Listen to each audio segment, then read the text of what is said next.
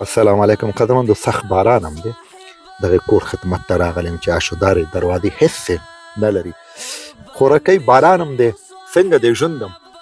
ژوند هم دغه ژوند دی انجینر صاحب. تاسو یې ګورئ دغه چوپالونو کې پراته یي.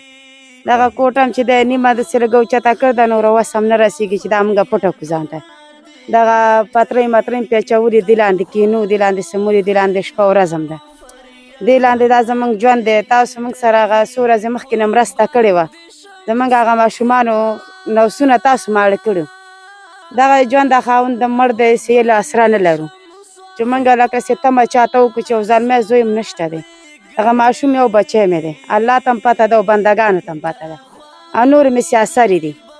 زه دغه پردو پټو کې لګیا او ګني پاک کړو، هغه چلو هغې ته چې موږ راوړو په کلي ولس کې خرڅو 20 روپۍ 10 روپۍ په هغې کله وریجې راوړو، کله د کور دغه ماشومان دي که نه، پیزار چې دی نشته دی، جامې داسې نه وي د خېټې نه پاتې. خدای دې تاسو سره ډېرې ډېرې ښېګڼې وکړي او تاسو د الله په دین په دنیا خوشحاله لري. نن هم زموږ بچي وویل که دا انجینران کاکاګان نه وی راغلی دې باران کې خو به موږ وږي موږ به مورې څه شی خوړل.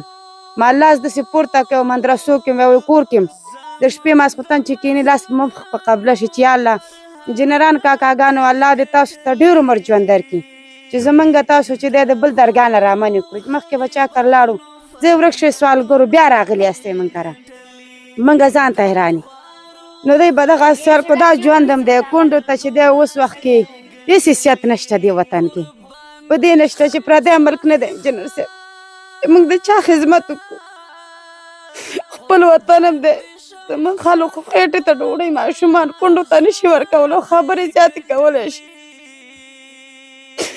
مورې پلانکي مدرسې ته راړه، مورې بستانکۍ مکتب ته ځي، موږ داخل که زویه وسه نه لرو. دا 100-500 ورکوي، موږ خو کونډې، موږ د ستاسو د خېټې سوال وکړو، که د ستاسو د جامې سوال وکړو، د خپلو پردو خبرې واورو، خپل څوک نه لرو نږدې چې موږ سره مرسته وکړي. تاسو د الله دین په دنیا آباد لري. الله هم زموږ د کونډو د حقه، زموږ د یتیمانو د حقه دومره درکړي چې په راټولولو ستړي شي چې زموږ غوندې کونډو نامیندو ته تاسو مرسته وکړئ. دغه